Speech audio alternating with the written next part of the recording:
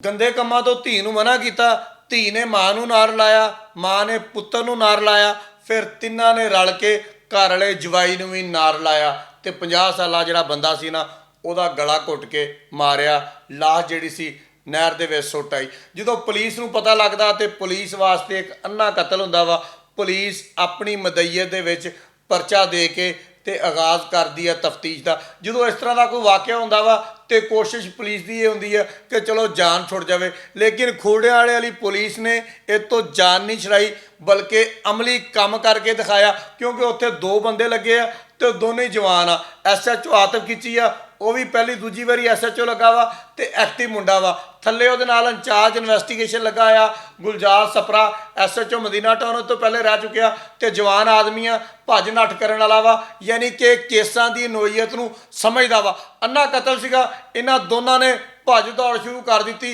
Incharge investigation ਕੋ case ਆ ਗਿਆ, ਉਹਨੇ ਜਨਾਬੇ ਅਲੀ ਕਦੀ ਸੇਫ ਸਿਟੀ ਆ, ਕਦੀ ਜੜਾ ਵਾਲੇ ਨੂੰ ਜਾ, ਕਦੀ ਥਾਣਾ ਸਦਰ ਜੜਾ ਵਾਲੇ ਦਾ ਰੌਲਾ ਬਣ ਗਿਆ, ਕਦੀ ਜਨਾਬੇ ਅਲੀ ਥਾਣਾ ਖੁਰੜੇ ਵਾਲੇ ਦਾ ਰੌਲਾ ਬਣ ਗਿਆ, ਪਟਵਾਰੀ ਆ ਗਿਆ, ਉਹਨੇ ਉਧਰੋਂ ਲੈਣਾ ਖਿੱਚਤੀਆਂ, ਉਹਨੇ ਉਧਰੋਂ ਲੈਣਾ ਖਿੱਚਤੀਆਂ। ਖੈਰ ਜੀ, ਪੁਲਿਸ ਨੇ ਆਪਣੀ ਮਦਈਅਤ ਦੇ ਵਿੱਚ ਪਰਚਾ ਦੇ ਕੇ ਤੇ ਇਸ ਕੇਸ ਨੂੰ ਥੋੜੀ ਦੇਰ ਦੇ ਵਿੱਚ ਹੱਲ ਕਰ ਲਿਆ।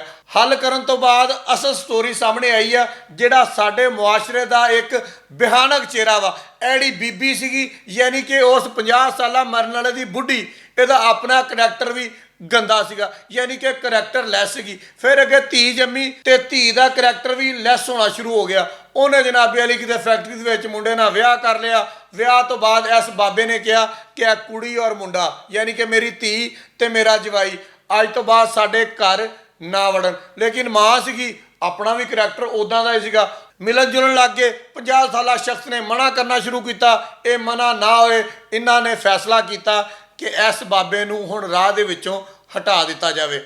ਜਵਾਈ ਹਮਜ਼ਾ ਨੇ ਨੀਂਦ ਦੀਆਂ ਗੋਲੀਆਂ ਜਾਂ ਕੋਈ ਵੀ ਨਸ਼ਾਵਰ ਗੋਲੀਆਂ ਘਰ ਲਿਆਂਦੀਆਂ, ਲਿਆ ਕੇ ਤੇ ਉਸ 50 ਸਾਲਾ ਬਾਬੇ ਦੀ ਸੇਵੀਆਂ ਦੇ ਵਿੱਚ ਉਹ ਗੋਲੀਆਂ ਪਾ ਦਿੱਤੀਆਂ। ਉਹਨੇ ਖਾਧੀਆਂ, ਖਾ ਕੇ ਸੌਂ ਗਿਆ। ਇਹ ਜਨਾਬ ਇਕੱਠੇ ਹੋਏ, ਇਹਨਾਂ ਨੇ ਇਕੱਠੇ ਹੋ ਕੇ, ਤੁਸੀਂ ਚੈੱਕ ਕਰਨਾ, ਜਿਹਨੂੰ ਸ਼ਰੀਕੇ ਹਯਾਤ ਕਿਹਾ ਜਾਂਦਾ ਵਾ, ਜਿਹਦੇ ਨਾਲ ਜ਼ਿੰਦਗੀ ਦੇ 30 ਸਾਲ ਗੁਜ਼ਾਰੇ ਹੋਣ, ਉਹਨੂੰ ਇਹਨਾਂ ਨੇ ਮਾਰਿਆ ਕਿੱਦਾਂ ਵਾ। ਉਸੇ ਬੀਬੀ ਨੇ, ਯਾਨੀ ਕਿ ਉਹਦੀ ਬੁੱਢੀ ਨੇ, ਉਹਦੇ ਮੂੰਹ ਦੇ ਵਿੱਚ ਇੰਨਾ ਵੱਡਾ ਰੁਮਾਲ ਕੱਪੜਾ ਤੁੰਨਿਆ, ਜਿਹੜਾ ਕੱਪੜਾ ਉਹਦੇ ਇੱਥੇ ਤੱਕ ਪਹੁੰਚ ਗਿਆ। ਕਿੱਡੀ ਅਜ਼ੀਅਤਨਾਕ ਮੌਤ ਹੋਏਗੀ ਉਸ ਬੰਦੇ ਦੀ। ਧੀ ਨੇ ਲੱਤਾਂ ਫੜੀਆਂ, ਪੁੱਤ ਨੇ ਲੱਤਾਂ ਫੜੀਆਂ, ਜਵਾਈ ਨੇ ਬਾਹਾਂ ਫੜੀਆਂ ਤੇ ਤਸ਼ੱਦਦ ਦਾ ਨਿਸ਼ਾਨਾ ਬਣਾਇਆ ਤੇ ਉਹਦਾ ਸਾਹ ਰੋਕ ਕੇ ਉਹਨੂੰ ਮਾਰ ਦਿੱਤਾ। ਫਿਰ ਅੱਗੇ ਇੱਕ ਨਵਾਂ ਮੋੜ ਆਉਂਦਾ ਵਾ। ਮੁੰਡਾ ਹੁਰੈਰਾ ਜਿਹੜਾ ਵਾ, ਯਾਨੀ ਕਿ ਮਰਨ ਵਾਲੇ ਦਾ ਬੇਟਾ, ਉਹ ਘਰ ਰਹਿੰਦਾ ਵਾ। ਇਹ ਤਿੰਨੇ ਹੀ ਜਾਣੇ ਉਹਦੀ ਲਾਸ਼ ਨੂੰ ਰੈਂਟ ਦੀ ਕਾਰ ਦੇ ਵਿੱਚ ਰੱਖਦੇ ਆ, ਜਾ ਕੇ ਤੇ ਨਹਿਰ ਦੇ ਵਿੱਚ ਸੁੱਟ ਕੇ ਆ ਕੇ ਤੇ ਆਰਾਮ ਸਕੂਨ ਦੇ ਨਾਲ ਸੋ ਜਾਂਦੇ ਆ। ਇੰਚਾਰਜ ਇਨਵੈਸਟੀਗੇਸ਼ਨ ਗੁਲਜ਼ਾਰ ਸਪਰਾ ਆਪਣੀ ਟੀਮ ਦੇ ਨਾਲ ਇਸ ਕੇਸ ਦੇ ਉੱਪਰ ਕੰਮ ਸ਼ੁਰੂ ਕਰਦਾ ਵਾ। 50 ਸਾਲਾ ਸ਼ਖਸ ਦੇ ਫਿੰਗਰਪ੍ਰਿੰਟ ਲਿਆ ਕੇ ਸੇਫ ਸਿਟੀ ਦਿੱਤੇ ਜਾਂਦੇ ਆ, ਉੱਥੋਂ ਦਾ ਸ਼ਨਾਖਤੀ ਕਾਰਡ ਲਿਆ ਜਾਂਦਾ ਵਾ। ਫਿਰ ਉਹਨਾਂ ਦੇ ਘਰ ਜਾਂਦੇ ਆ, ਉੱਥੇ ਜਾ ਕੇ ਜਦੋਂ ਹਾਲਾਤੋਂ ਵਾਕਿਆ ਦੇਖਦੇ ਆ, ਪਤਾ ਲੱਗਦਾ ਵਾ ਕਿ ਹਾਲਾਤੋਂ ਵਾਕਿਆ ਮਸ਼ਕੂਕ ਹੈਗੇ ਆ, ਲਿਹਾਜ਼ਾ ਇਹਨਾਂ ਨੂੰ ਹਿਰਾਸਤ 'ਚ ਲਿਆ ਜਾਂਦਾ ਵਾ।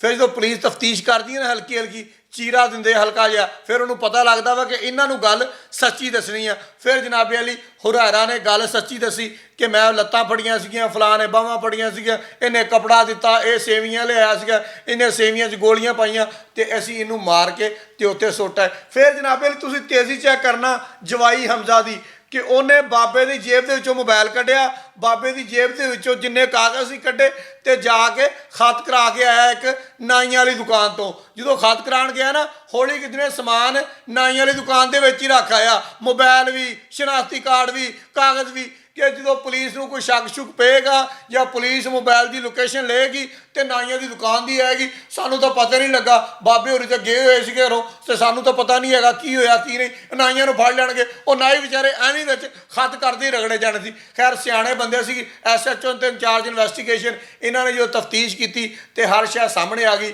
ਹੁਣ ਲਾਸ਼ ਜਿਹੜੀ ਆ ਉਹਨੂੰ ਦਫਨਾ ਦਿੱਤਾ ਗਿਆ ਵਾ। 4 ਬੰਦੇ, ਬੁੱਢੀ, ਉਹਦੀ ਕੁੜੀ, ਉਹਦਾ ਜਵਾਈ, ਉਹਦਾ ਮੁੰਡਾ, ਸਾਰੇ ਪੁਲਿਸ ਦੀ ਹਿਰਾਸਤ ਦੇ ਵਿੱਚ ਆ। ਪੁਲਿਸ ਦਾ ਕਹਿਣਾ ਵਾ ਕਿ ਸਾਰੇ ਮਾਮਲੇ ਦੀ ਪੂਰੀ ਤਫਤੀਸ਼ ਕੀਤੀ ਜਾਏਗੀ, ਕੋਈ ਵੀ ਐਸੀ ਗੱਲਬਾਤ ਨਹੀਂ ਛੱਡੀ ਜਾਏਗੀ ਔਰ ਸਜ਼ਾ ਦਿਲਵਾਉਣ ਦੀ ਪੂਰੀ ਕੋਸ਼ਿਸ਼ ਕੀਤੀ ਜਾਏਗੀ। ਬਹੁਤ ਸ਼ੁਕਰੀਆ।